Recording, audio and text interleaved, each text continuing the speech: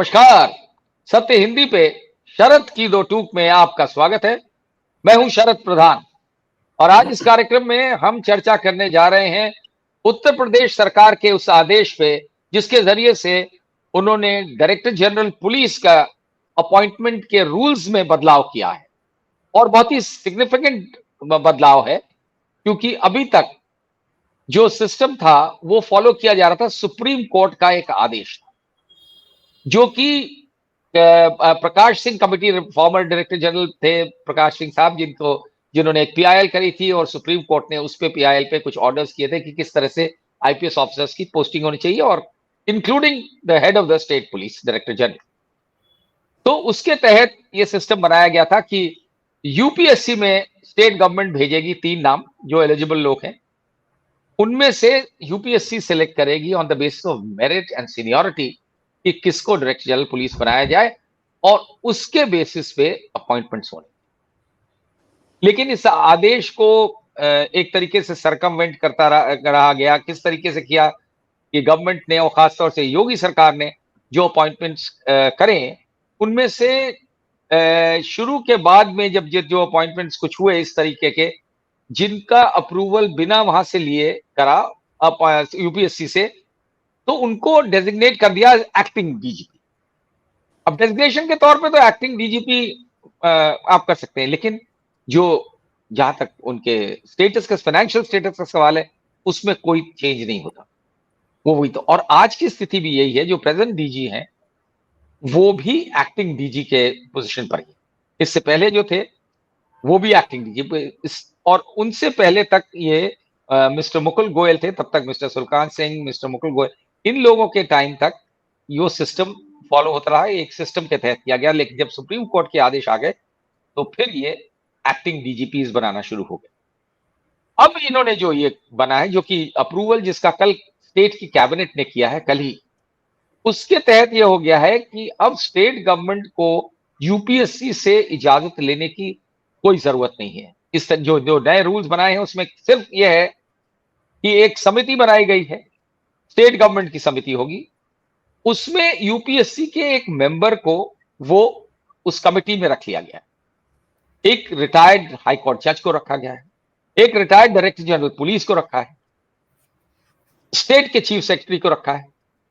इस तरीके से एक समिति बना करके और स्टेट के जो एडिशनल चीफ सेक्रेटरी होम है उनको रखा गया। तो इस तरीके से ये समिति डिसाइड करेगी। उसमें क्राइटेरिया सिर्फ ये है कि जो ऑफिसर डीजीपी बनाया जाए उसकी सर्विस कम से कम 6 महीने की सर्विस उसकी बाकी होनी चाहिए रिटायरमेंट से। ये नहीं कि आप लास्ट डे, क्योंकि ऐसे भी होते थे कि भाई दो दिन पहले आप डीजी बना दिए गए। और अपॉइंटमेंट 2 फुल ईयर के लिए, दो साल के लिए होगा। ये इन्होंने नया रूल बनाया है। अब इसमें ये साफ दिखता है कि कहीं ना, क्योंकि जो सुप्रीम कोर्ट का आदेश था उसमें सेंटर भी सहमत था और सेंटर भी चाहता था कि उसी तरीके से हो। और यही वजह मानी जाती है कि जब स्थिति आ गई खींचातानी की बिटवीन स्टेट एंड सेंटर, वैसे कहने को तो सब दो डबल इंजन की सरकार कही जाती है और बड़े जोर शोर से कही जाती रही है, लेकिन आजकल खींचातानी चल रही है, सबको मालूम है। उनकी तमाम वजह हैं। योगी आदित्यनाथ, अमित शाह में, योगी आदित्यनाथ प्रधानमंत्री नरेंद्र मोदी में। तो उसमें क्या हो रहा था कि इनको अपनी मर्जी का अफसर टॉप पोजीशन पे बैठाने को नहीं मिल रहा था, ना चीफ सेक्रेटरी ना director general police. Chief secretary के लिए क्योंकि कहीं किसी प्रकार का सुप्रीम कोर्ट का इन्वॉल्वमेंट नहीं था, तो जो सेंटर कहती थी उसको ये बना देते थे। तो पिछले वाले तो ऐसे बनाए गए थे, दुर्गा शंकर मिश्रा, कि जिनका अपॉइंटमेंट ही एस चीफ सेक्रेटरी हुआ था उनके रिटायरमेंट के दिन या सुपर एनुएशन के टाइम पे उनको दे दिया गया, जो कि भारत के इतिहास में पहली बार हुआ था कि रिटायरमेंट के बाद उसी दिन स्टेट का चीफ सेक्रेटरी उनको बना दिया गया। सेंटर में सेक्रेटरी थे वो अर्बन डेवलपमेंट, सीधे यहां आ गए। और फिर उनको 2 एक्सटेंशन दिए गए जो फिर जो ऑल इंडिया सर्विस रूल्स के वायलेशन में थे। पर उसके बाद अब की बार जब हुआ तो सीधे योगी जी ने अपनी तरफ से अपनी मर्जी के चीफ सेक्रेटरी को अपॉइंट करा, क्योंकि नहीं तो वो रिटायरमेंट वाले कितने दिन तक चलते रहते। बहरहाल, और अब ये स्थिति आ गई कि डीजीपी कभी वो नहीं बना पा रहे हैं और बार बार एक्टिंग बनाना पड़ता है। तो ये उन्होंने एक रास्ता निकाला। तो क्या इसको माना जाए कि ये सेंटर से कॉन्फ्रंटेशन है का ये डिस्प्ले है, या माना जाए कि सुप्रीम कोर्ट के को भी योगी जी बता रहे हैं कि हमें जो करना है वो हम करेंगे, कर सकते हैं। और ये इस तरीके की जो हो रही, इसी वजह से हम आज जो है दो बहुत ही खास मेहमान हमारे साथ मौजूद हैं, पैनलिस्ट, जो कि इससे बेहतर जानकारी इन लोगों से बेहतर और किसी को नहीं हो सकती। आप देख रहे हैं हमारे साथ विजय शंकर पांडे हैं, जो former secretary government of India रहे हैं और बहुत ही मशहूर रहे हैं, यूपी में भी बड़ी-बड़ी पोजीशंस पे रहे हैं और क्रूसेड अगेंस्ट करप्शन के लिए बहुत अच्छी तरह जाने जाते हैं। हमारे साथ हैं सुलखान सिंह साहब, जो कि यूपी के डायरेक्टर जनरल पुलिस, जब योगी जी आए हैं तब यही डायरेक्टर जनरल पुलिस थे, और ये भी बहुत ही तेज तर्रार और साफ सुथरे, क्योंकि आजकल साफ सुथरा होना बड़ी रेयरिटी होती है, इसलिए मुझे बताना जरूरी है कि इनकी ब्रीड के भी अफसर बहुत कम बनते हैं। ये दोनों जने हम इसीलिए खास तौर से लेके आए। और साथ में हमारे साथी हैं सत्य हिंदी के शीतल पी सिंह। तो बात की शुरुआत सुलखान सिंह साहब हम आपसे ही करना चाहेंगे। ये किस तरीके से ये एक नायाब सॉल्यूशन कहें योगी जी के लिए है कि योगी जी की ऑटोनॉमी बनी रहे, या ये किसके पीछे कोई और मकसद है? ये देखिए, मुझे तो ऐसा लगता है कि ये सुप्रीम कोर्ट में जो कोई एक रिट हुई है या कोई एप्लीकेशन पड़ा है जिसमें 8 स्टेट पार्टी हैं कि साहब 8 स्टेट एक्टिंग डीजीपी बना के काम चला रहे हैं, मुझे लगता है उसको काउंटर करने के लिए किया है इन्होंने, ताकि ये कह सकें कि साहब हमारे यहाँ एक्टिंग नहीं है, हमारे यहाँ रेगुलर डीजीपी है। तो ये अच्छा। अनुमान ही लगाया जा सकता है, कारण क्या है ये तो वही जानते हैं जो है। लेकिन ये जो है सुलखान साहब, इसमें जो स्टेट जिसके अगेंस्ट ये सबसे पहले ये मामला उठा वो थी पंजाब, जहां पे कि 4 बैचेस जूनियर ऑफिसर को डीजीपी बना दिया, यानी कि 87 बैच के आईपीएस ऑफिसर्स वहां मौजूद थे, लेकिन उन्होंने 91 बैच के ऑफिसर को डीजीपी बनाया, जिसको लेकर के ये हुआ कि ये वाले उसके खिलाफ ये रिट हुई। तो उसमें 7-8 स्टेट्स और हैं, और ये बड़ी आयरॉनिकल बात है कि उत्तर प्रदेश सरकार उस सरकार को फॉलो कर रही है जो जिससे बड़ा विरोध है, आम आदमी पार्टी की सरकार है पंजाब में। पर इससे इससे क्या असर पड़ेगा जो योगी आदित्यनाथ ने जो किया है, इससे आपको क्या लगता है, क्या वर्किंग में फर्क पड़ेगा? आप इससे अब ये होगा कि अब जिसको चाहेंगे उसको डीजीपी बना सकते हैं, और वो डीजीपी रेगुलर डीजीपी माना जाएगा, एक्टिंग डीजीपी नहीं कहा जाएगा। नहीं तो फर्क क्या, एक्टिंग डीजीपी और रेगुलर डीजीपी में फर्क क्या होता? एक्टिंग डीजीपी तब है जब आप नियमित रूप से तैनात ना कर पाए तो काम चलाऊ अरेंजमेंट करना पड़ता है कभी कभी। सुप्रीम कोर्ट ने बहुत साफ साफ कहा है कि कोई भी स्टेट जो है एक्टिंग डीजीपी नहीं बनाएगा। मैं आपको पढ़ के सुना दूं जो शब्द उन्होंने यूज किए हैं। उन्होंने कहा है कि अपने दिमाग में कभी आइडिया मत लाइएगा। ये अच्छा, कहा है, अंग्रेजी में कहा है उन्होंने, none of the states shall ever conceive of the idea of appointing any person on the post of Director General of Police on acting basis। ये वर्ड यूज किया उन्होंने। अच्छा बताइए। आइडिया कंसीव भी मत करिएगा, वो कह रहे हैं। लेकिन यहाँ तो साक्षात बैठाल दिया है। तो ये कोई नहीं मानता। मतलब सुप्रीम कोर्ट का आदेश भी नहीं सुना जाएगा। नहीं एक्टिंग मत बनाइए, तो नहीं मानते, बना देते हैं, क्या करे कोई। अच्छा, उसको रोकने के लिए सुप्रीम कोर्ट कुछ करता नहीं, ना कर सकता है, और अब तो जरूरत ही नहीं पड़ती। अब तो टोटल सर्कमवेंट हो जाएगा वो सुप्रीम कोर्ट का आदेश। अब वो कहेंगे साहब हमारा रेगुलर हो गया। नहीं तो इससे मतलब ये सिर्फ हेकड़ी की बात है, ईगो की बात है, या इससे और कोई जमीन पे फर्क पड़ेगा? भाई हमने जो अपनी मर्जी से जिसको चाहेंगे उसको बना सकते हैं। इसमें अब वो यूपीएससी की बाउंडेशन नहीं है। यूपीएससी ने एक गाइडलाइन बना रखी थी कैसे पैनल करेंगे। वो अच्छा। गाइडलाइन बड़ी ऑब्जेक्टिव है और ऑल इंडिया सर्विसेज रूल्स के मुताबिक बनी हुई है। डिटेल गाइडलाइंस है, अवेलेबल है, फ्री अवेलेबल है ऑनलाइन उनके वेबसाइट पे। तो उस गाइडलाइन से जो करते हैं तो उसमें टॉप 3 के बजाय जो है मैक्सिमम टॉप 5, 6, 7 अधिकारियों में उनकी चॉइस सिमट जाती है, क्योंकि वो मेरिट और सीनियरिटी दोनों देखते हैं।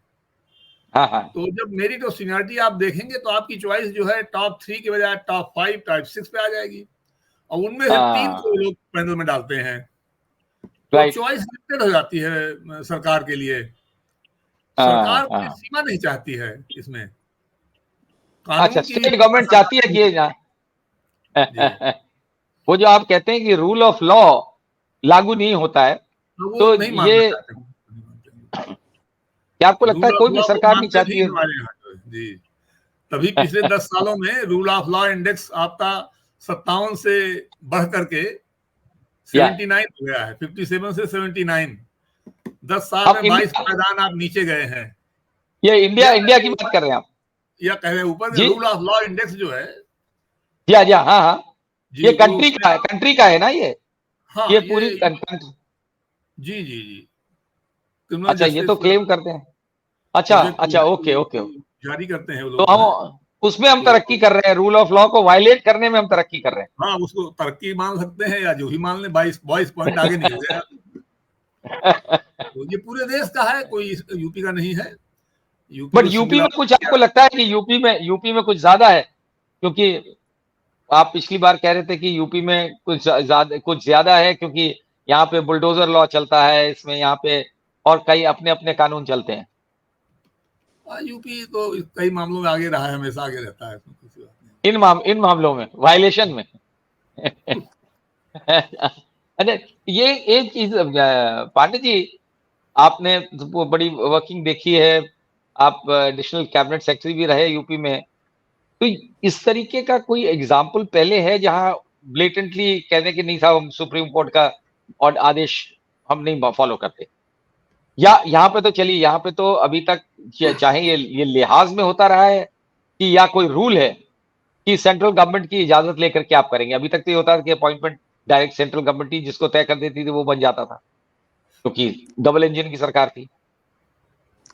देखिए शरद जी, ये बेसिकली ये सारा जो डीजीपी के सिलेक्शन का, पद का सिलेक्शन का जो गाइडलाइन बनी, वो सुप्रीम कोर्ट का आदेश से बनी, ऐसा आपने पहले कह दिया।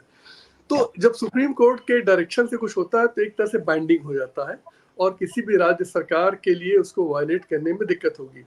अब मुझे ये नहीं समझ में आता कि इतने क्लियर गाइडलाइंस के बाद, इतने क्लियर ऑर्डर के बाद, ये जो प्रेजेंट हमारी सरकार है उसको इस तरह से कदम उठाकर ये जस्टिफाई करने की कोशिश करना चाहिए, जैसा कि सुरखान सिंह जी कह रहे थे कि हमने तो रेगुलर कर दिया। देखिए बात, आप कितना भी कागज पे समझाएं, लेकिन सबको समझ में आती है बात कि जब एक व्यवस्था बनी हुई है तो उस व्यवस्था को आप पालन क्यों नहीं कर रहे हैं। सारा प्रश्न ये है कि आपको ये गाइडलाइंस पालन करने में दिक्कत क्या है। तो साफ बात यह है कि मनमाना करने की आदत हम जिसको चाहते हैं। अब आप ये बताइए, सोचिए इस पर कि आखिर हम लोग व्यवस्था को अपनी मर्जी से चलाना चाहते हैं कि नियम कानून से चलाना चाहते हैं, या जनहित में चलाना चाहते हैं। अगर आप नियम कानून और जनहित से चलाना चाहें तो आपको फर्क क्या पड़ता है कि कौन बनता है। देखिए पुलिस विभाग हो चाहे कोई विभाग हो, अगर किसी को भी आप बनाते हैं, अगर उसको आपने डायरेक्शन दे रखा है कि नियम के अनुसार काम करना है, आपको कानून की व्यवस्था के अनुसार काम करना है, तो कोई भी बैठे वो, अच्छा अगर वो नहीं ठीक काम करता तो आपके पास उसको बदलने का हमेशा अधिकार अधिकार। मौजूद है। इसमें कभी कोई रोक टोक नहीं कोई लगा सकता, क्योंकि नियुक्त अधिकार जो है राज्य सरकार के पास डेलीगेटेड पावर हुआ है, वो कर लेगी। वो हटाने की भी संपर्क वो है, क्योंकि कोई भी ट्रांसफर पॉलिसी में या स्टैंडर्ड पॉलिसी में हमेशा लिखा रहता है कि 2 वर्ष या 3 वर्ष रहेंगे जो भी है, लेकिन प्रशासनिक कारणों से जो वो एक राइटिंग में आप दे दीजिए क्यों आपने हटाया, आप करके किसी को भी हटा सकते हैं। और सुप्रीम कोर्ट इस पर कई बार जजमेंट में कह चुकी है कि आपको हटाने का आपके पास हमेशा अधिकार है, सिर्फ इतना बताइए कि आप रिकॉर्ड कर दीजिए कि आपके रीजंस क्या थे। अगर आप ये रीजन भी नहीं बताना चाहते, आप किसी को क्यों नियुक्त कर रहे हैं इसका भी आप खुलासा नहीं करना चाहते, और आप चाहते हैं कि सिर्फ मेरी मर्जी। मुझे इतने साल मैंने सर्विस की, मुझे कभी समझ में नहीं आया कि आखिर आपको मनमाना अफसर चाहिए क्यों, अगर आप गलत नहीं करना चाहते। सारी प्रधान जी, सारी दिक्कत यह है कि सरकारें कानून नियम जिसके तहत बने हैं उसको नहीं, बल्कि अपनी मर्जी का शासन चाहती है, मैं जैसा चाहूं वैसा हो। देखिए आपने जो बुलडोजर का नाम लिया, बुलडोजर का कोई भी अगर डीजीपी जो उस समय था या जो है, उसको कहना चाहिए था, या कोई भी एडिशनल चीफ सेक्रेटरी होम कहना चाहिए था, सर ये नहीं हो सकता। आप किसी को खिलाफ FIR दर्ज होते ही और एक दिन की जांच के बाद किसी का मकान नहीं गिरा सकते। कौन देश में कोई कानून नहीं, ऐसा नहीं है, किसी ने नहीं कहा। इसलिए ये ऐसे अफसर चाहते हैं जो कुछ भी बोले ना, ये जो चाहे करे बोले ना। अगर बोल देता कोई या कह देता ये नहीं होगा। मैं आपसे बता रहा हूँ कि अब लाइन लगी हुई अधिकारियों जिन्होंने मना किया काम। नीचे के लेवल पे लोग मना करते रहे हैं। मैं तो कहता हूँ नीचे के लेवल पे जितना रेसिस्टेंस मिलता है गलत काम का जो राजनीतिकों का, उतना ऊपर के लेवल पर नहीं मिलता। शायद स्टेक्स हाई हो जाते हैं कि DGP की कुर्सी से होमगार्ड में चले जाएंगे, फर्क कुछ भी नहीं पड़ता। लेकिन ये सब सोचने की बात है। तो प्रधान जी, मेरा जो कहना है कि ये सिर्फ जैसा कि सुरखान जी का बिल्कुल सही कह रहे हैं वो, कि ऐसा मन माफिक अफसर लाओ जो उनके कहने पे जो चाहे वो करे और उनके हुक्म का पालन करे, कानून नियम की ओर ध्यान न दे, न व्यवस्था की तरफ ध्यान दे। देखिए आयरनी है सर जी कि हमारे देश में ये लोग मुख्यमंत्री की कुर्सी पर सिर्फ कानून के तहत बैठे हैं, नहीं तो सामान्य से लोगों को कोई इतने बड़ा पद मिलता अगर कानून की व्यवस्था न होती। कि अगर आप जीत के चुनाव आते हैं और आपको बैठा दिया, देखिए बगल के देश में क्या होता है, आप चुनाव जीतो कोई फर्क ही नहीं पड़ता, अपनी सरकार बना देते। सोचिए, कानून के प्रोडक्ट हैं, ये कानून की व्यवस्था के प्रोडक्ट हैं और कानून के एकदम विपरीत चलने के लिए कुछ भी करने को तैयार है। वाह, ये बहुत बड़ी बात है आपने कही है और यही बहुत बड़ा दुर्भाग्य है। शीतल, क्यों, आपको क्या लगता है? ये जो पांडे जी ने कहा कि कानून के तहत ही ये लोग बड़े बड़े पदों पर बैठते हैं, राजनीतिक गीत बड़े बड़े, लेकिन जब उसी कानून को फॉलो करने की बात आती है तो सबसे पहले रास्ता ढूंढते हैं कि कैसे उसको वायलेट करें। और यही हो रहा है, इस जो आज हुआ है ये वही उसी का एक एग्जाम्पल। देखिए, जो विकृति आई है हमारे लोकतंत्र में, उसमें यह है कि जो पॉलिटिकल हेड है, जिसका काम इस देश में ऐसे कानून बनाना है, दरअसल उनका काम एग्जैक्टली है तो ये कि ऐसे कानून बनाए, ऐसे कायदे बनाए जिससे लोगों को सुविधाएं हो, लोगों की मदद हो, लोग अपना जीवन ठीक ढंग से चला सकें और कानून व्यवस्था और अन्य समस्याएं कम से कम हो, या और हो तो उनका निदान हो कानून सम्मत तरीके से। काम ये, लेकिन होता ये नहीं है और हो ये नहीं रहा है। काफी समय से इसमें विकृति आ रही है कि राजनीतिक पायदान पर पहुंचे हुए लोग व्यवस्था का जो दूसरे उपकरण है, एग्जीक्यूटिव और अन्य, उनसे वो ऐसी सर्विसेज चाहते हैं जो सर्विसेज उनकी सेवा के लिए हो। वो संविधान में है कि वो आम लोगों की सेवा के लिए है और उनके हितों के संरक्षण के लिए है, लेकिन ये उल्टा हो जाता है और जो व्यक्ति सत्ता में पहुंच जाता है वो अपनी जरूरतों के लिए, अपनी राजनीतिक सफलताओं के लिए और अन्य चीजों के लिए इन उपकरणों का इस्तेमाल करना शुरू कर देता है। ऐसा करने के लिए उसको ऐसे लोगों की जरूरत है जो संविधान के निर्देशों की जगह उसके निर्देशों का पालन करने के लिए उपलब्ध। और फिर उस विकृति से क्या होता है, अभी एक वीडियो हम लोगों के पास, सबके पास है, सोशल मीडिया पे पिछले 4-5 दिनों से है कि संभल के SSP साहब या SP साहब जो भी है, वो एक घायल व्यक्ति से अस्पताल में कह रहे हैं कि अभी तो तुम्हारी टांग में गोली मारी है, अगली बार आओगे तो तुम्हारे भेजे में गोली मारेंगे। ये IPS ऑफिसर, यंग ऑफिसर है, लेकिन अब स्थिति ऐसी हो गई है कि वो इस तरह के आपराधिक बयान को देने में दिन दहाड़े, और वो रिकॉर्ड हो गया, तो इससे सबको पता लग गया कि हाँ ये बात सही है। बात सही क्या है कि उत्तर प्रदेश में 10,000 से ज्यादा लोगों को पैर में इस तरह से गोली मार दी गई है, जो गैर कानूनी है, अपराध है। एक्चुअली वो हमारे क्रिमिनल सिस्टम के हिसाब से उनको जेल में जाना चाहिए जिन्होंने ये अपराध किया है। और 250-300 लोगों के भेजे में, जो कह रहे थे SP साहब, वहां गोली मार दी गई है, छाती में मार के जान से मार दिया गया है। यानी सिस्टम हत्याएं कर रहा है, लोगों को घायल कर रहा है, और ये सब करके इसलिए कि जो राजनीतिक प्रमुख है वो ऐसा चाहता है, जो कि ये गैर कानूनी काम है, गैर संवैधानिक काम है, क्राइम है, लेकिन वो अपराध कर रहा है। तो इस समय राजनीतिक प्रमुखों को अपराधी चाहिए, और अपराधी ढूंढने के लिए वो इस तरह की व्यवस्था निर्मित कर रहे हैं और इस तरह के कानून कायदों का उपहास उड़ाते हुए फैसले कर रहे हैं, जिसमें वो अपराधियों का चुनाव कर सके और जो उनके द्वारा आदेशित अपराधों को अंजाम दे सके। ऐसे लोगों का समूह उनको चाहिए। अब दर्जनों जगहों से इस तरह की खबरें आ रही है कि सबसे एक ऐसी व्यवस्था निर्मित हो रही है जिसमें उत्पीड़न इस हद तक पहुंच गया है कि बहुत से मामलों में आई हुई मतलब कोई कहीं अपराध हो गया जिसमें कोई रकम है, सोना है, चांदी है, कोई और चीज है, उसको जांच करने वाली एजेंसियां आपस में बांट ले रही हैं। ऐसे बहुत मामले आ रहे हैं, एक दो नहीं। या इतनी ज्यादा रिश्वत वगैरह के मामले हैं कि जबरदस्ती छोटे हुए किसी मामले में पकड़ लिया, दोनों पार्टियों से रिश्वतें ली जा रही हैं, इसका परिमाण बहुत बढ़ गया है। तो ये सब चीजें कुल मिला के जनता के लिए दंश का काम कर रही हैं, जो वैसे ही बहुत तकलीफ में है। जो डिस्पैरिटी है उसने तबाही ला दी है, अब उसमें ये और नई तबाही है कि एडमिनिस्ट्रेशन, थाना या तहसील, इन जगहों पर जहां आदमी रिलीफ के लिए उम्मीद करता है कि कोई तकलीफ होगी, उसे कोई लैंड ऑर्डर की या कोई प्रॉब्लम होगी तो यहाँ जाएगा, वहां से उसे लूट मिल रही है या ये सब कठिनाइयां आ रही हैं। तो ये जो निर्माण हो रहा है, इस सब को दबाने के लिए फिर इसी तंत्र की उनको जरूरत है कि चुनाव में वो एक खास किसी समुदाय के लोगों को वोट न देने दें, किसी के यहाँ किसी को गिरफ्तार कर लें वगैरह वगैरह, फिर अपराध करें। तो ये एक अपराध की श्रृंखला पैदा कर रहा है इस तरह के फैसलों का होना, और पूरे समाज में एग्जीक्यूटिव को वो अपराधी के तौर पर निर्मित कर रहा है, और एक पूरे समूह के तौर पे वो अपराधी हमारे समाज के सामने है जो समाज के विरुद्ध अपराध कर रहे हैं।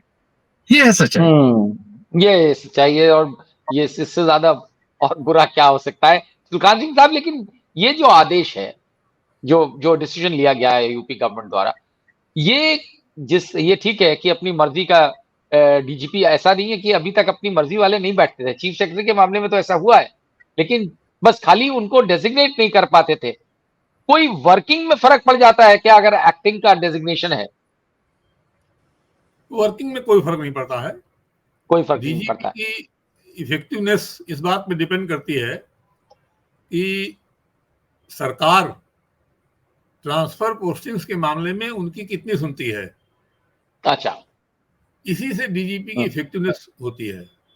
उनकी अपनी पर्सनल कॉम्पिटेंस और पर्सनल ईमानदारी वो तो जरूरी है, लेकिन कितना भी आदमी ईमानदार हो, कितना काबिल हो, अगर सरकार पोस्टिंग ट्रांसफर में उसकी बात नहीं सुनेगी तो उसका कोई प्रभाव नहीं रह जाएगा। आज हम इस जमाने में पहुंच चुके हैं कि अधिकारियों को अगर ये लगे कि ये डीजीपी या हमारा हेड ऑफ डिपार्टमेंट हमें तबादला नहीं करा सकता, हमारा कुछ बिगाड़ नहीं पाएगा, तो वो फिर सुनेंगे नहीं, उसकी सुनेंगे नहीं। दुर्भाग्यपूर्ण है, लेकिन ऐसा ये हो चुका है ऑलरेडी जो है ये। लेकिन तो इस तरीके का बहुत होता है। एक्टिंग डीजी के प्रभाविता में कहीं कोई फर्क नहीं पड़ता है। और मुझे ऐसा ही लग रहा है कि चूंकि कोर्ट में चैलेंज हो गया है और सुप्रीम कोर्ट ने मना किया है कि एक्टिंग डीजी मत बनाइए आप जो है, तो अब जवाब देना पड़ेगा, हलफनामा दाखिल करना पड़ेगा। तो उसके लिए ये किया गया कि हम करके रेगुलर कर दें, इन्हीं कर दें जिसको भी करना हो, और फिर हलफनामा लगा दें साहब हमारे यहाँ एक्टिंग डीजी नहीं है, इसलिए हम इस केस में से बाहर हैं। अच्छा, ये इसके पीछे स्ट्रैटेजी दिखती है, लगता है। एक चीज और आपको बता दूं मैं। हाँ, बताइए। 2019 में जी हाँ, ये साफ कर दिया था कि कोई भी ऐसा कानून या नियम जो सुप्रीम कोर्ट के फैसले के खिलाफ जाता है, उसको स्थगित किया जाता है। अच्छा, अंग्रेजी में पढ़ के सुना दूं मैं आपको। हाँ, प्लीज, ये तो बड़ी 2019 का है। Any legislation rule framed by any of the states or the central government running counter to the direction shall remain in abeyance to the aforesaid extent। तो बड़ा स्पष्ट जो है प्रकाश सिंह केस में है, वो लागू है। उसके खिलाफ अगर आप कोई कानून एक्ट भी बनाते हैं तो सुप्रीम कोर्ट ने कहा ये अबेयंस में रहेगा। तो अब जब सुप्रीम कोर्ट ने इस पे अबेयंस लगा दिया है, तो ऐसा नियम नहीं बनाना चाहिए था। कॉन्स्टिट्यूशनल मोरालिटी ये कहती है कि आपको लीगली आप प्रिक्लूडेड नहीं है, आप बना सकते हैं कानून, लेकिन अगर वो कानून कह रहे हैं कि साहब इसके खिलाफ आप ना बनाइए, तो आप मत बनाइए। ऐसी क्या दिक्कत है इसमें? जो इतना तो ऑनर किया जाना चाहिए सुप्रीम कोर्ट के, जो उसका एक तर्क जो है वो कहता है running counter to the direction shall remain state. उसके बावजूद भी बना दिया, तो ये तो this is an utter violation of the supreme court direction. हाँ, क्वेश्चन ऑफ प्रॉपर्टी है जी, प्रोप्राइटी तो है ही, जी। और उसमें इनको अच्छा इतना ज्यादा, मतलब ये जाहिर है कि इस बड़े सोच समझ के डिसीजन लिया गया होगा, तो उसमें ऐसी कौन सी आफत आ गई थी कि इस तरीके का निर्णय लिया जाए? अब हलफनामा देना पड़ेगा, तो उसमें लिखना पड़ेगा ना कि आप क्यों क्यों किया ये। क्या क्यों, कोई क्या कोई वजह कोई इस बात का जवाब नहीं दे सकता कि हमने एक्टिंग डीजी क्यों बनाया। क्यों तो बनाया? हाँ, उसको हाँ, साफ कर हाँ। देते हैं कि साहब कहते हैं हमने नहीं बनाया, नहीं हमारा अब रेगुलर है। नहीं नहीं, अब तो वो रेगुलर कहेंगे, लेकिन हाँ, यही अगर कोई अपना। कानून बना रहे हैं, जो आपने बड़े अच्छा पॉइंट ये रेज किया कि जी, सुप्रीम कोर्ट का कहना कि अगर कोई लॉ, कोई इनैक्टमेंट, कोई डिसीजन अगर होता है जो सुप्रीम कोर्ट के डायरेक्शन को वायलेट करता है, तो उसको इन अबेंस कर, तो ये तो इन्होंने उसके जानते हुए भी बनाया है, ये हाँ, डिसीजन लिया।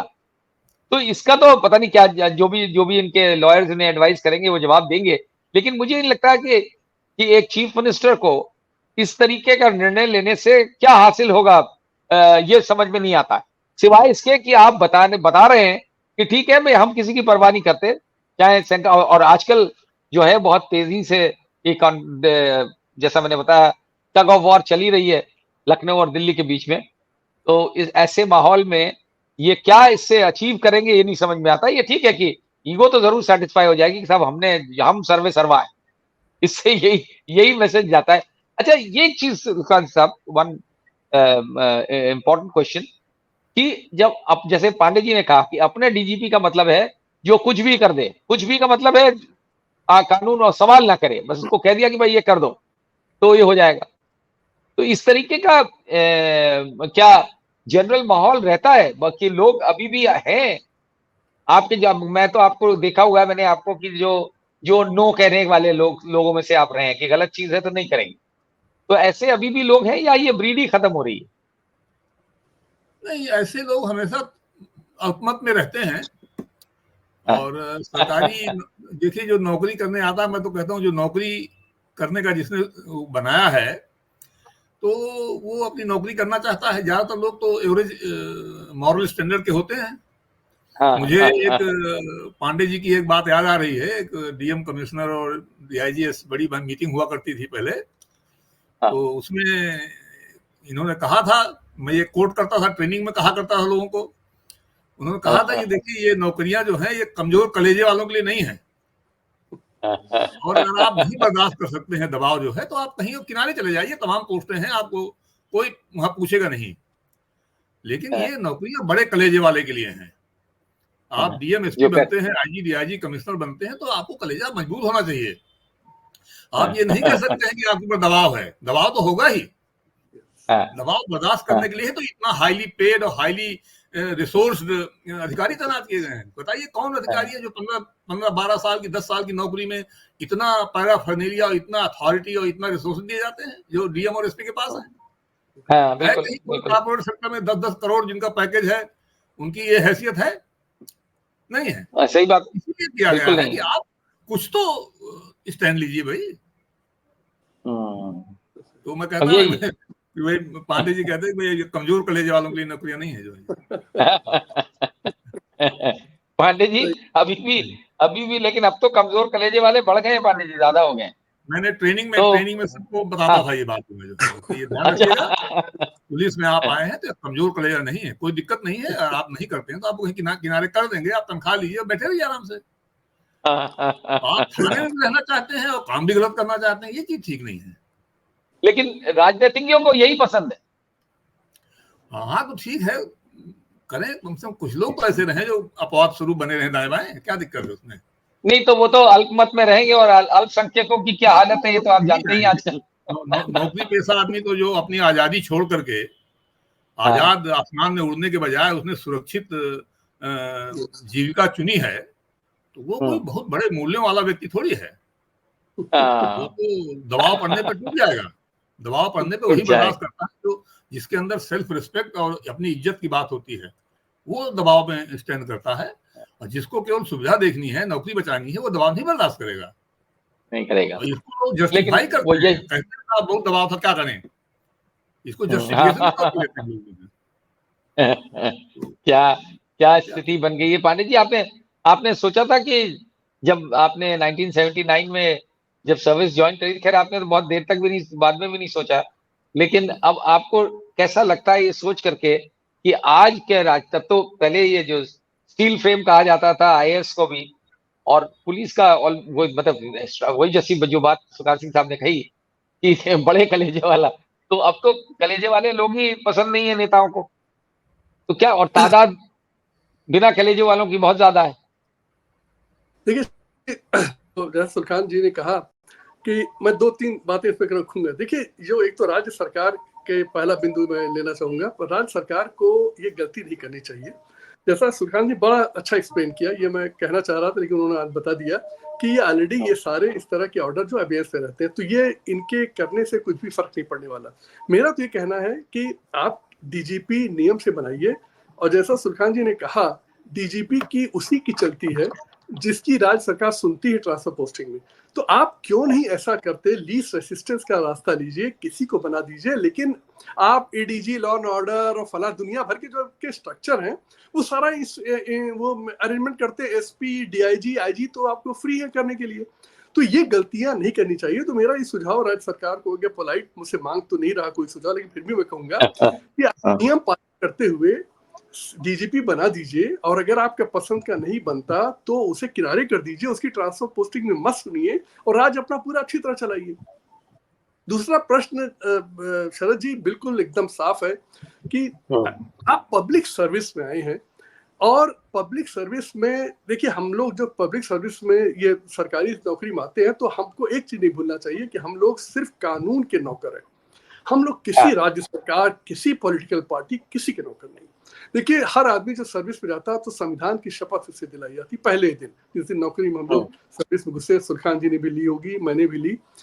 कहा ही जाता कि हम आप नौकरी इसकी कर रहे हो तो अब आपको किसी से डर नहीं। अच्छा, इतना प्रोटेक्शन है, इतना प्रोटेक्शन है कि आपसे बता दूं कि कोई भी राज्य सरकार या केंद्र सरकार आपको गलत यहाँ परेशान कर सकती है, वो तो करते हैं। और जैसा कि हम पहले भी हमेशा कहते रहे कि देखिए, ये थोड़ा मुश्किल काम है, आप अगर कमजोर हृदय के तो मत करिए। देखिए, आईसीएस में ये बड़ा अच्छा बनाया था उन्होंने।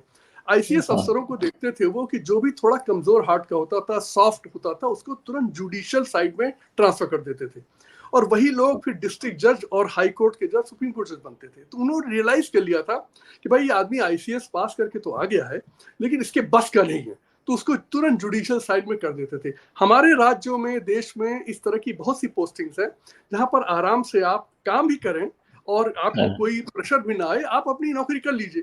लेकिन गलती ये हो रही है कि आप कमजोर दिल के भी हैं, प्रेशर ले नहीं पाते, चिंता आपको सताती है, और फिर भी आप बड़े पदों पे बैठे रहना चाहते हैं जहां पर आपके बस का, आप ये चला ही नहीं सकते। देखिए, देश इसमें राजनीतिक कर सकते हैं, किसी तरीके से आप कुछ डिलीवर नहीं कर सकते, ना जनता के लिए ना सरकार के लिए।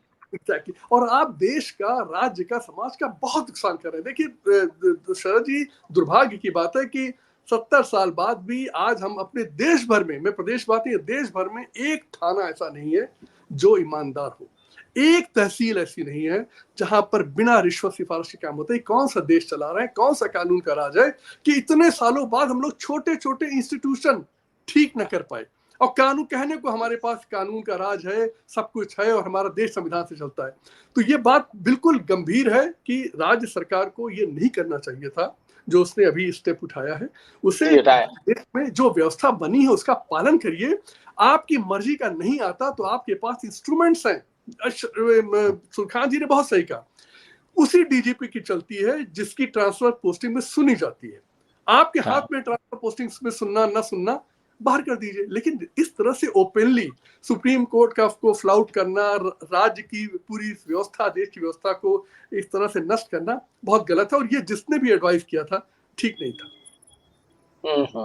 लेकिन यही ट्रेजेडी है कि इसी तरीके का सिस्टम इसी तरीके से चल रहा है और कोई इसको चेक करने वाला नहीं है। इससे बेनिफिट किसका होगा ये पता नहीं, लेकिन ये जरूर है, मैसेजिंग क्यों शीतल, इससे मैसेज ये जरूर चला जाता है कि योगी जी सर्वे सर्वा। हाँ सुरखान सिंह साहब, आप कुछ कह रहे हैं? मुझे इजाजत होगी, मुझे निकलना है। नहीं, मुझे आपने कहा था 7:25। बिल्कुल, प्लीज, बहुत बहुत धन्यवाद आपका। आप कुछ जाते कुछ कमेंट करना चाहें तो आप प्लीज कर जाइए। नहीं, मैं तो लीगल टाइप की बातें ज्यादातर बोलता हूँ, मैंने बोल दिया। नहीं नहीं, आपने लीगल, हमें लीगली बातें समझानी है, इलीगल काम करने के लिए तो ये लोग बैठे ही हुए बहुत बहुत धन्यवाद आपका, thank you so much, thank you so much. Sheetal, ये जो है, ये है, आपको क्या लगता है कि ये जितना जो माहौल बिल्ड किया गया है इसके तहत, ये इस ऑर्डर के तहत, और बिल्कुल मतलब इससे बेनिफिट तो सिर्फ इतना ही नोशनल बेनिफिट लगता है, क्योंकि योगी जी को कहने को हो जाएगा कि भाई हम तो देखिए कितने बड़े वो हैं, ईगो की बात है कि हम किसी की परवाह नहीं करते, चाहे सुप्रीम कोर्ट हो चाहे केंद्र सरकार हो, हमें जो करना है वो हमने किया। देखिए, ये बिल्कुल ऐसा हो रहा है। केंद्र से लेके राज्यों तक, जो राज्यों के और केंद्र के राजनीतिक प्रमुख हैं, वो अब किसी इंस्टीट्यूशन को, उस इंस्टीट्यूशन को जिस लिए बनाया गया है या उसकी जो महत्ता है लोकतंत्र में, वो उसको अमल में नहीं होने दे रहे हैं। ये बहुत गलत है कि राजनीति जो है वो बाकी सारे इंस्टीट्यूशंस को संविधान प्रदत्त जो अधिकार दिए गए हैं उनका खंडन करती हुई मिल रही है। या तो उनसे वो छीन लेना चाहती है, या वो चाहती है कि वो सबॉर्डिनेशन स्वीकार कर ले गलत तरीके से, या वो उसकी हाँ में हाँ मिलाए, या जो वो चाहे वो ऐसा करे। ऐसा करने के लिए वो मतलब स्वयं, तो जैसा मैंने पहले कहा था कि वो एक पूरे स्ट्रक्चर को अपराधियों में बदल रही है, साथ ही वो इन इंस्टीट्यूशंस को भी उस अपराध में भागीदार बनाना चाहती है, और कई हद तक साधनों के जरिए बना लेती है। बहुत सारे मामलों में वो इसमें सफल है कि वो अपने अपराधों में कोर्ट्स और दूसरे इंस्टीट्यूशंस का भी इस्तेमाल करने में सफल हो रही है। यही हमारे इस लोकतंत्र की बहुत भारी बीमारी है। और इससे समाज में क्या हो रहा है कि जो आते हैं राजनेता, वो स्वयं इतने ज्यादा डरे हुए हैं सफलताओं को पाने के चलते और इस अपराध के कुचक्र में, कि वो फिर बहुत छोटे छोटे घरौंदों में कैद है। लोग अपनी जाति का आदमी अपने पूरे स्टाफ में रखते हैं। अब तो ये जो मुख्यमंत्रीगण है अपनी जाति के सारे थानेदार पोस्ट करेंगे, अपने जाति के अफसर पोस्ट करेंगे। फिर इसमें ये सब आने लगता है। ये छोटी छोटी सामाजिक इकाइयां जो है ये भूमिका में आ जाती हैं और एक बड़े रोग को पैदा करती है। ये भयानक रोग है जिसमें इस तरह से आप असुरक्षित अपने को महसूस करें कि आपका काम, आपकी जात का ही आदमी अगर एसपी होगा तो वो आपको अंजाम देगा, या आपकी जाति का ही थानेदार, अगर आधे थानेदार आपकी जाति के होंगे तो आपको राजनीतिक सफलता दिलाएंगे। ये सब जो होने लगता है, जो हो रहा है, ये सड़ांध पैदा कर रहा है। सच्चाई ये है कि एक लोकतांत्रिक समाज में, हम जो लोकतंत्र के मॉडल दुनिया में देखते हैं, कहने को संख्या की दृष्टि से हम दुनिया के सबसे बड़े लोकतांत्रिक देश हैं, लेकिन सच्चाई ये है कि लोकतंत्र के इस्तेमाल का जहां तक सवाल है, उसके पालन का जहां तक सवाल है, हम बहुत सड़े हुए लोकतंत्र हैं। और बहुत से मामलों में हम बहुत ही ऐसे देशों के बहुत समकक्ष हैं जहां लोकतंत्र का बीज ही नहीं है, या जिसको नष्ट कर दिया गया है, और जहां या तो सामंतवादी व्यवस्था चल रही है या तानाशाहियां चल रही है। हम उनके बहुत करीब हैं। हम कानून का, हमारे इंस्टीट्यूशंस एकदम डरे हुए हैं। यूरोप में आप देखते हैं, यूएस वगैरह में राष्ट्रपति क्या बोल रहा है, सरकार क्या बोल रही है, और वहां की जुडिशरी या वहां का कोई एक पुलिस का अधिकारी वो ये परवाह नहीं करता कि प्रधानमंत्री की उस मामले में क्या राय है। उसकी आंख देख के वो अपना बयान, अपनी जांच नहीं करता। वो सब अपने संविधान, कोविड के दौरान आपको याद होगा कि ब्रिटिश प्राइम मिनिस्टर को फाइन लग गया था क्योंकि कोविड के दौरान उन्होंने अपने यहाँ पार्टी होल्ड कर ली थी, प्राइम मिनिस्टर ब्रिटेन में। तो ये जहां से हमने इस लोकतंत्र की धारणा को अंगीकार किया है, उसके परिपालन के जो तौर तरीके हैं, उस मामले में हमने उसको बिल्कुल तिलांजलि दे रखी है। और हम इस तरह की सड़ांध पैदा कर रहे हैं। मतलब ये दुनिया में, खैर जाति की तरह की व्यवस्था दुनिया में है भी नहीं, रंग भेद वगैरह है या दूसरे भेद है, लेकिन हमने तो ये स्पेशलाइजेशन इसमें कर रखा है कि ये लिस्ट निकलती रहती है कि जो आदमी मुख्यमंत्री है उसकी जाति के कितने अफसर कहाँ तैनात हैं, कितने थानेदार उसकी जाति के हैं, कितने तहसीलदार उसकी जाति के हैं। ये सब आना, या उसके सेक्रेटेरिएट में देखिए तो पता चलता है सिर्फ उसी की जाति के लोग बैठे हुए हैं। ये क्या है? और ये मैं किसी एक के लिए नहीं कहूंगा, ये अनवरतता चल रही है, लेकिन ये सड़ांध है। इससे बुरा क्या होगा? और ये रोज घना होता जा रहा है।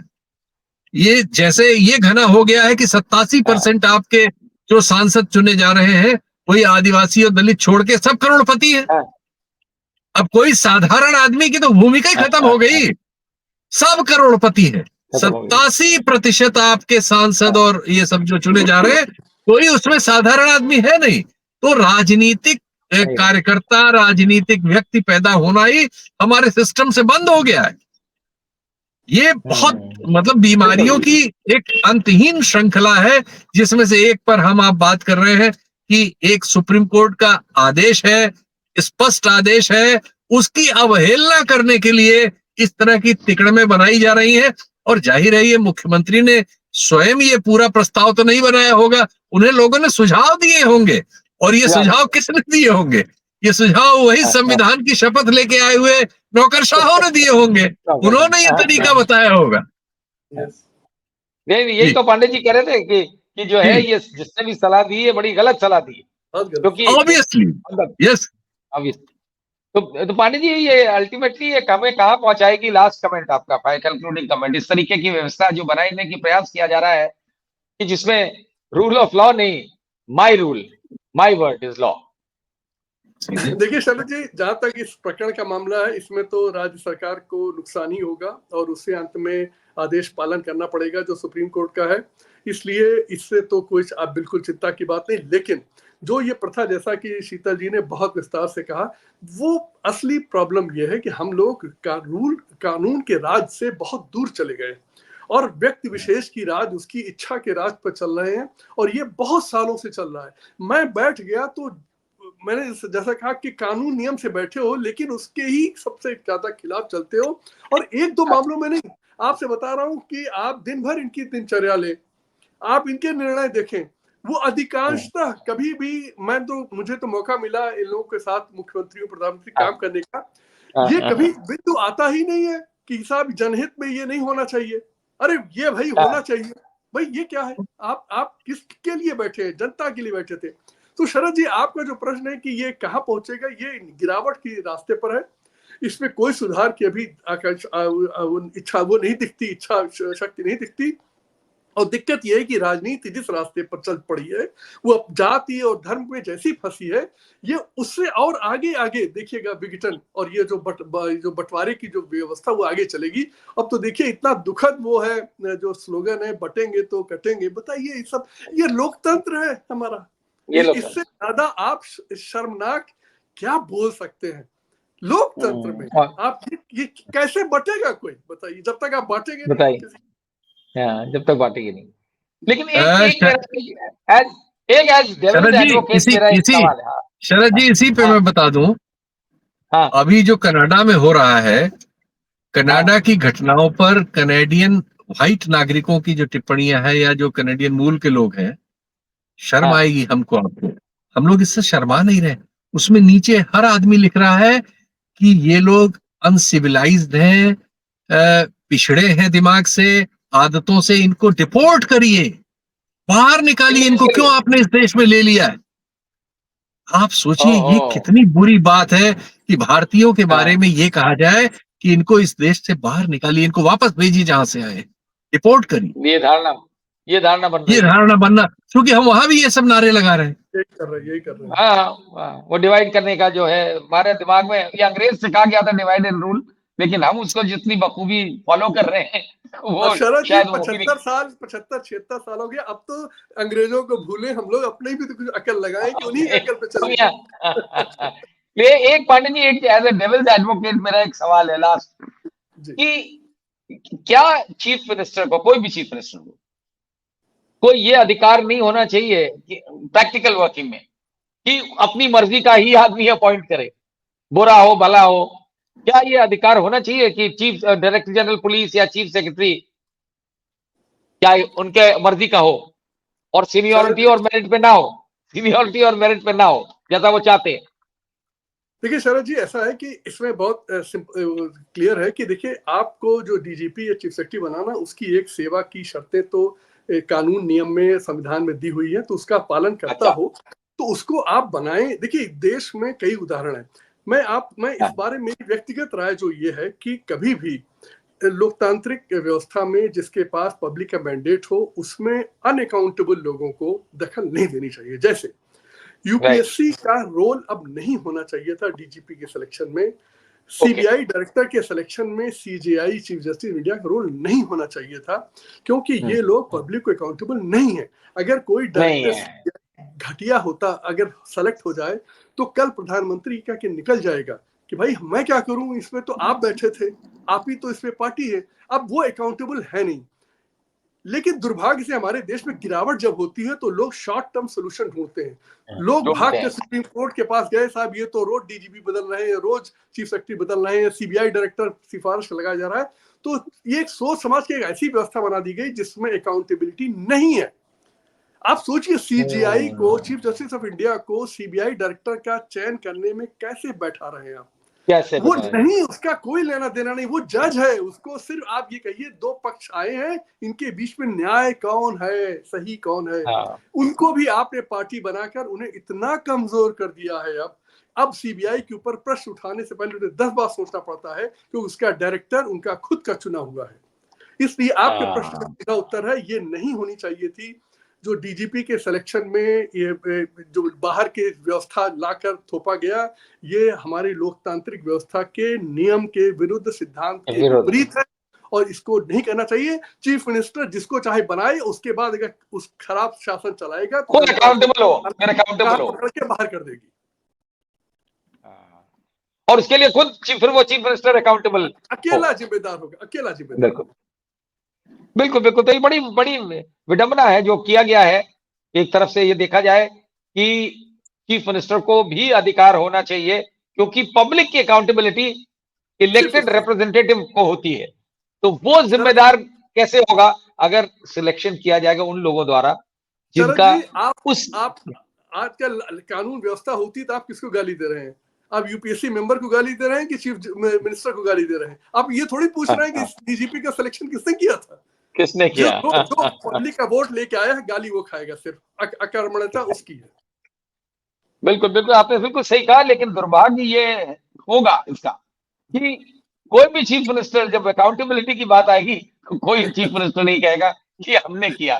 जब तक उसकी व्यवस्था बढ़िया चलती रहे, उसकी मर्जी के सिलेक्ट किए अफसरों द्वारा, तब तक गाड़ी बहुत बढ़िया। द गोइंग इज गुड, बहुत बढ़िया, वेदर अच्छा है।